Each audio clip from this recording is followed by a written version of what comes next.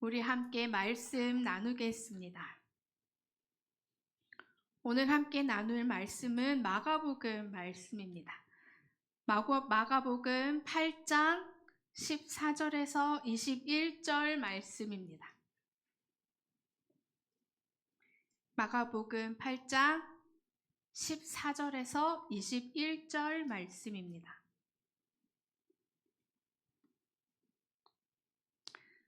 우리 한 목소리로 함께 읽겠습니다. 시작. 제자들이 떡 가져오기를 잊었음에 배에 떡 한 개밖에 그들에게 없더라. 예수께서 경고하여 이르시되 삼가 바리새인들의 누룩과 헤롯의 누룩을 주의하라 하시니 제자들이 서로 수군거리기를 이는 우리에게 떡이 없음이로다 하거늘 예수께서 아시고 이르시되 너희가 어찌 떡이 없음으로 수군거리느냐 아직도 알지 못하며 깨닫지 못하느냐 너희 마음이 둔하냐 너희가 눈이 있어도 보지 못하며 귀가 있어도 듣지 못하느냐 또 기억하지 못하느냐 내가 떡 5개를 5,000명에게 떼어줄 때에 조각 몇 바구니를 거두었더냐 이르되 12이니이다. 또 7개를 4,000명에게 떼어줄 때에 조각 몇 광주리를 거두었더냐 이르되 7이니이다. 이르시되 아직도 깨닫지 못하느냐 하시니라. 아멘. 아멘. 오늘 본문 말씀은요, 제자들과 예수님의 대화의 내용을 기록한 말씀입니다.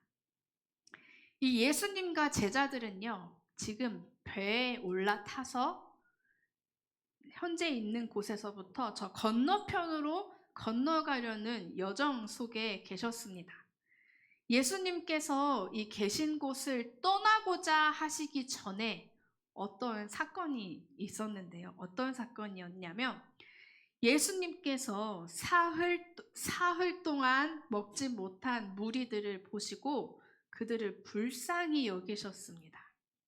불쌍히 여기시고 떡 7개와 생선 2마리로 4,000명을 먹이셨던 칠병이어의 사건이 있었습니다.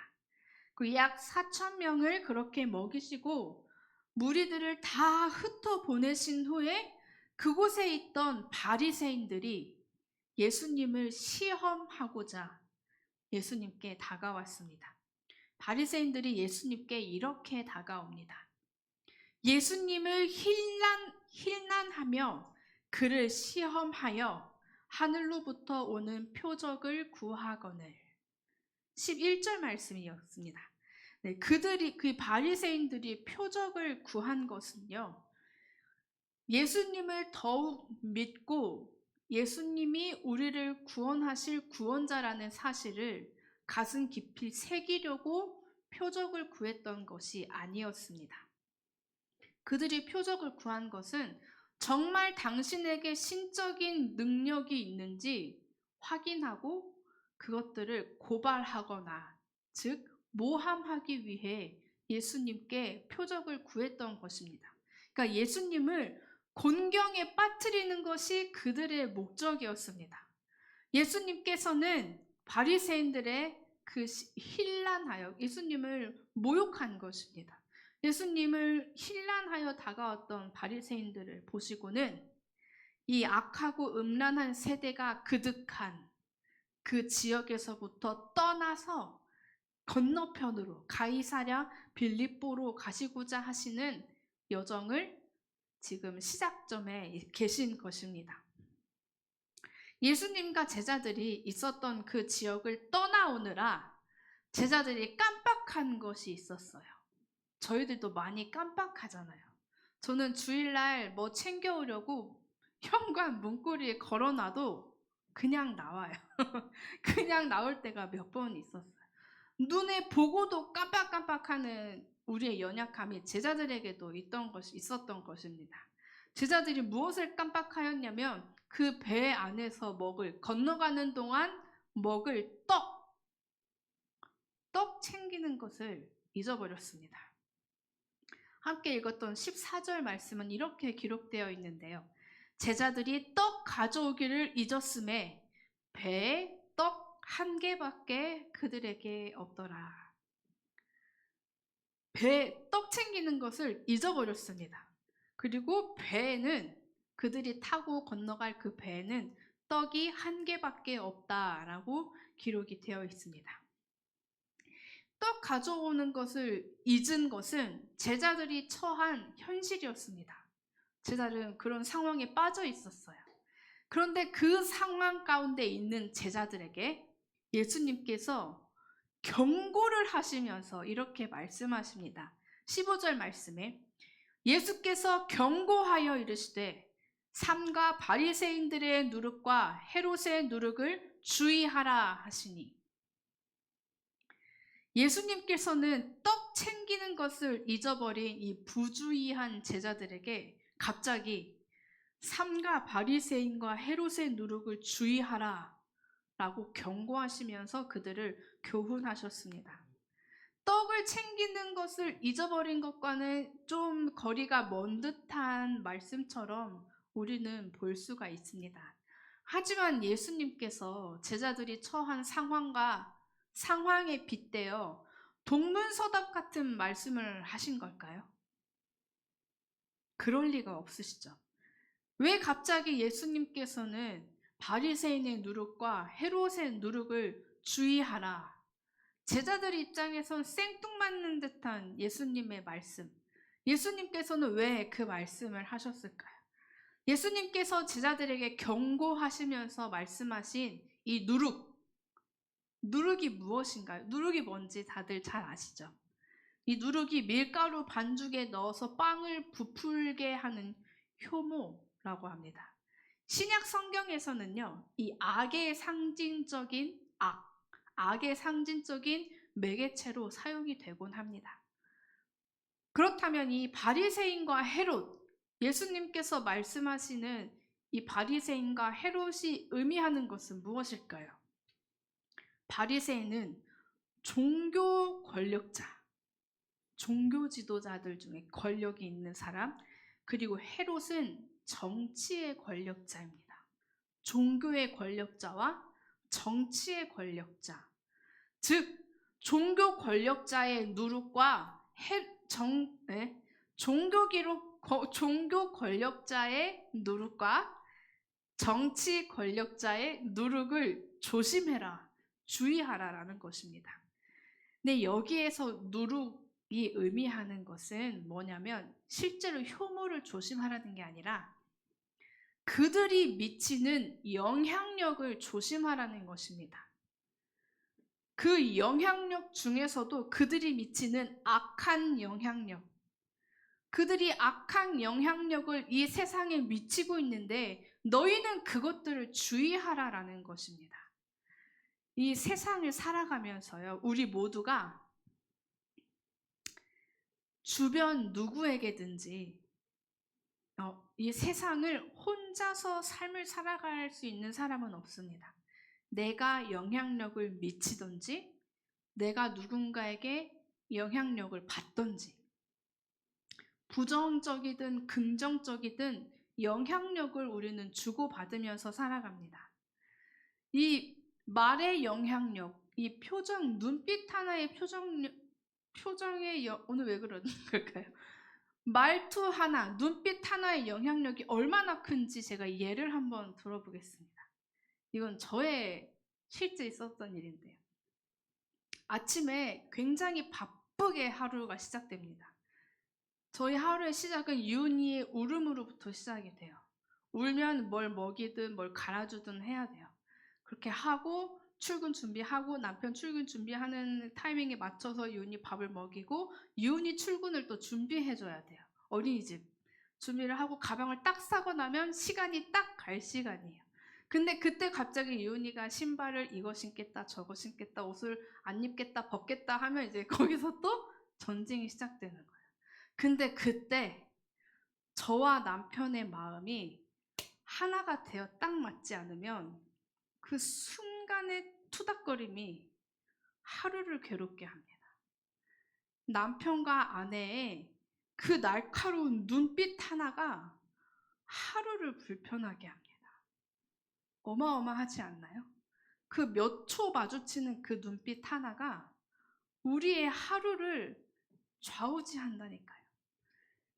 어린 아이들만 봐도 그렇습니다. 저희 딸이 길을 걸을 때 뒷짐을 지고 걷는 버릇이 있거든요.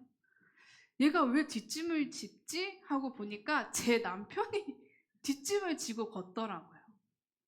그리고 유은이가 요즘 제가 밥 먹을 때 제 등을 토닥이면서 천천히 먹어? 그래요. 뭐지? 그러니까 어린이집 선생님이 아이들한테 천천히 먹어 하는 걸 누가 밥 먹을 때 이렇게 말하는 거야 라고 가르쳐 주지 않아도 밥을 먹는 상황이 되면 선생님의 영향을 받아서 그대로 저한테 천천히 먹어 라고 하는 거예요.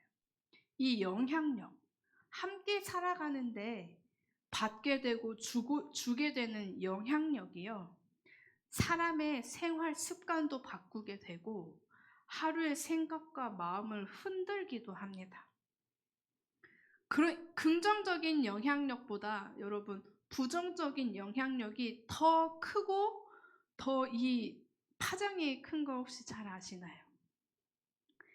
예수님께서 제자들은요, 자신의 모든 것들을 버리고 예수님을 따라 나섰습니다. 제자들이 가진 전부를 다 내버리고 내가 저분 한 분을 믿고 따르겠다라고 예수님을 따라 나섰지만 제자들이 살아가는 세상과 그 세상의 권력자들 손과 권력자들의 그 흐름에, 그 방향에 제자들은 어쩔 수 없이 그 안에서 살아가기 때문에 영향을 받을 수밖에 없다. 혹여나 영향을 받고 살아가는 사람들의 삶을 제자들은 수도 없이 보고 그들과 함께 살아갔을 것이다. 예수님께서 염려하시는 것은 제자들이 이 바리새인과 헤롯이 주는 종교 권력자, 정치 권력자들이 미치는 그 악한 영향력에 예수님을 믿지 않은 사람들과 별반 다를 것 없이 영향을 있는 그대로 받아 별반 다를 것 없는 존재로 이 세상을 살아갈 것을 예수님께서는 염려하셨던 것입니다. 당대에 만연해 있는 종교와 정치 권력자의 영향력, 그 영향력은 어떤 영향력이었을까요? 예수님께서 성경에 보면 바리새인의 누룩 그리고 헤롯의 누룩을 조심하라라고 했는데, 그렇다면 바리새인의 누룩은 어떤 영향력이었을까요? 바리새인이 당대의 사람들에게 미치는 악한 영향력은 어떤 영향력이었을까요? 그것은 바로 바리새인들이 그 세상 가운데 비춰지는 이미지, 그들이 가진 행실과 행동들을 조심하라, 영향받지 않도록 조심하라라는 것이겠죠. 바리새인들은요, 먼저 위선적인 그 신앙 생활을 해왔던 사람들입니다. 바리새인들은 하늘로부터 오는 분명한 표적을 보아야만 예수님을 믿는 그 믿음이 아닌 듯한 그들이 말하는 믿음을 가지고 살아갔습니다. 형식주의와 외식주의에 빠져서 그들의 위신을 쌓기에 전념했던 사람들입니다. 길거리에 나가 큰 소리로 기도하고 금식할 때 슬픈 기색과 얼굴을 흉하게 만들어서 다른 사람들로 하여금 인정과 칭찬을 받을 만한 행동들을 했던 사람들입니다. 자신들이 타인에게 받을 인정과 이익을 위해 예수님을 곤경에 빠뜨리고 공격할 뿐이었습니다. 바리새인 그들이 말하는 종교적인 신념과 그들의 행위의 중심에는, 그들의 목적에는 오로지 자신들만 있을 뿐이었습니다. 예수님이 없는, 예수님을 주인 삼지 않은 속이 텅 비어 있는 소리가 요란한 빈수레와 같은 믿음이었습니다. 그렇다면 헤롯의 누룩은 무엇이었을까? 헤롯이 미치는 악한 영향력은 무엇이었을까요? 헤롯은 자신의 부와 권력을 유지하기 위해 수단과 방법을 가리지 않았습니다. 자신을 신의 자리에 자신을 올려놓고 자신의 나라의 주인의 자리에 자신을 올려뒀습니다. 그리고는 내가 주인이다, 내가 신이다, 그 자리에 자신을 올려두면서 그것을 유지하기 위해 온갖 만행을 저지르는 존재였습니다. 살인을 하기도 하고요, 뇌물을 주기도 하고요. 우리가 차마 상상치 못할 그러한 만행들을 이 헤롯이 저지르며 살았습니다. 바리새인과 헤롯의 누룩을 조심하라는 것은 세상에서 가장 큰 영향력을 미치는 정치 권력자와 종교 지도자들이 행사하는 그 악한 영향력에 휘둘리지 말고 진짜 믿음을 가지라는 것이었습니다. 하나님께서 우리에게 허락하신 눈과 귀로 봐야 할 것을 보고 들어야 할 것을 듣고 하나님께서 그들 곁에 함께 계신 예수님께서 그들에게 행하신 일들을 기억하라는 것입니다. 봐야 할 것을 보고 들어야 할 것을 듣고 기억해야 할 것을 기억하라는 것입니다. 이것은 예수님의 뼈가 있는 말씀이셨습니다. 하지만 제자들은 그 말씀을 듣고도 깨닫지 못했습니다. 그들은 예수님의 뼈 있는 말씀에도 오로지 그들에게 남은 한 개뿐인 떡과 챙기지 못했던 그들의 이 육체를 살찌우는 챙기지 못한 그 떡에만 관심이 있을 뿐이었습니다. 이 제자들은요, 예수님과 이 대화를 나누고 있는 제자들은 세상 속으로 나아가서 어둠 가운데 있는 세상 속으로 나가서 예수님의 증인이 되어야 할 예수님의 제자이면서 사도들이었습니다. 그들이 나아가야 하는 세상은 온통 물들지 말아야 하는 틀린, 옳지 않은 종교적 의식과 통치자들의 권력과 그 색깔로 가득 차 있는 곳이었습니다. 예수님께서 제자들을 사도로 삼으셔서 세상 가운데로 보내실 때 사랑하는 양을 이리 가운데로 보내는 듯한 그 안타까운 걱정스러운 심정으로 예수님께서 그들을 보내셨습니다. 그리고 그와 동일한 마음으로 제자들에게 주의하라, 바리새인과 헤롯의 누룩을 주의하라 라고 말씀하시는 것입니다. 제자들은 깨닫지 못했죠. 여전히 깨닫지 못하는 제자들을 향해 예수님께서는 어찌 떡이 없음으로 수군거리느냐, 아직도 알지 못하며 깨닫지 못하느냐, 너희 마음이 둔하냐? 너희가 눈이 있어도 보지 못하며 귀가 있어도 듣지 못하느냐? 또 기억하지 못하느냐? 예수님께서는 말씀하시면서 그들을 꾸짖으시고 답답함을 토로하셨습니다. 제자들은 다른 무리들과 다르게 특별히 예수님의 가장 가까운 곳에서 예수님과 동거동락하며 예수님께서 행하시는 많은 표적들과 생명의 말씀과 예수님께서 연약한 자들을 불쌍히 여기시는 그 목자의 심정을 가장 가까이에서 보고 그 은혜를 받고 누렸던 사람들입니다. 그런데 예수님께서 이렇게 말씀하시죠. 아직도 깨닫지 못하느냐? 너희가 기억하지 못하느냐? 그러시면서 칠병이어의 사건과 오병이어의 사건을 누가 일으켰는지에 대해 예수님께서 말씀하셨습니다. 내가 떡 5개와 떡 7으로 몇 명을 먹이고 얼마나 남았느냐?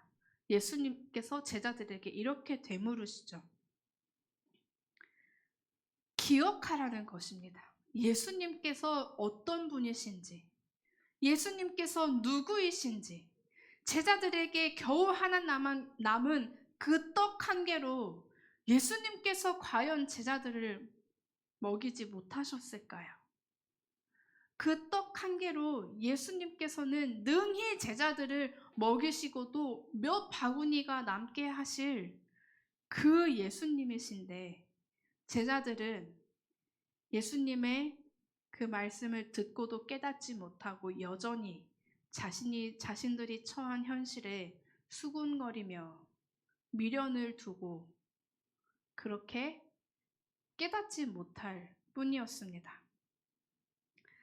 여기 앉아있는 모든 분들이 혹시 기억하시는지 모르겠습니다. 우리에게 허락하신 그 믿음의 시작이요.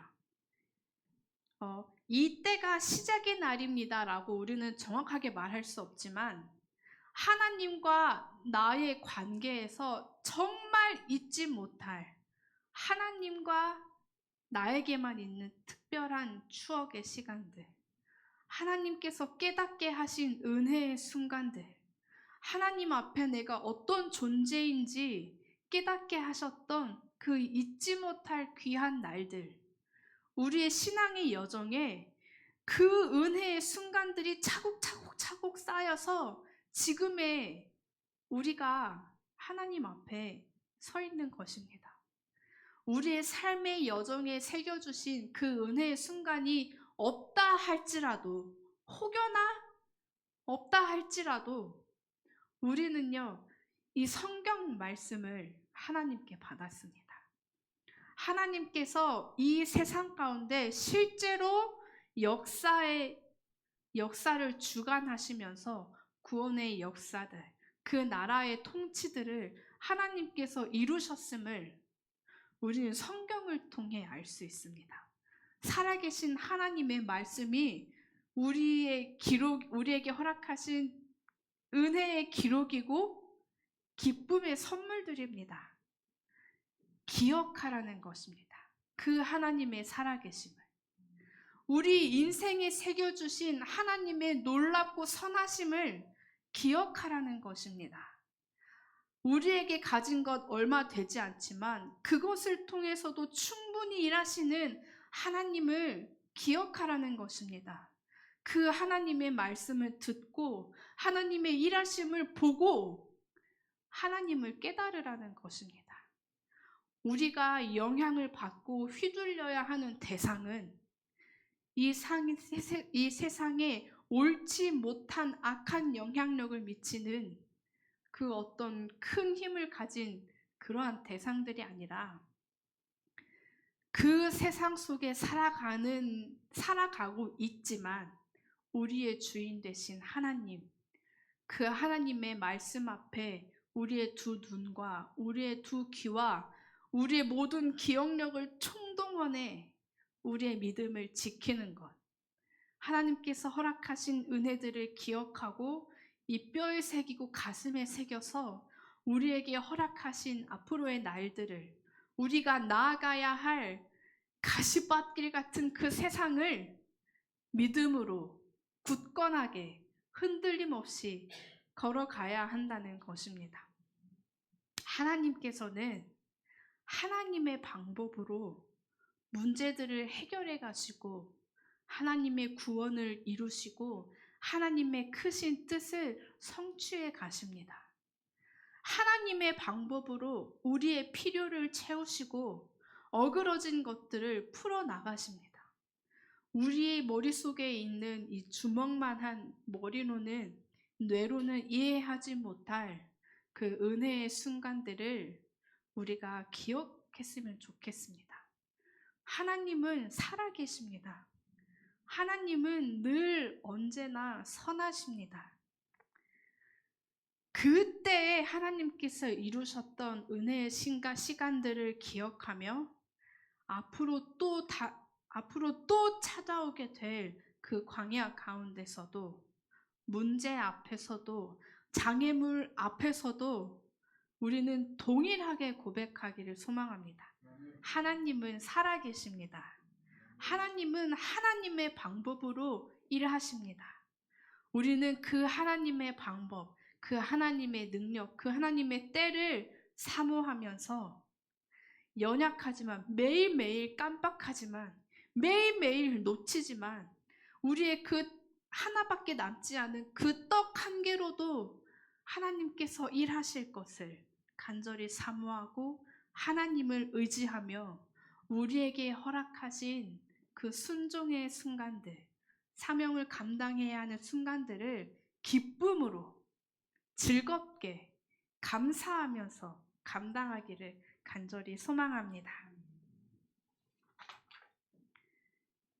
우리에게 허락하신 눈과 귀와 이 온 몸을 하나님께서 기뻐하시는 대로 사용하기를 간절히 소망합니다.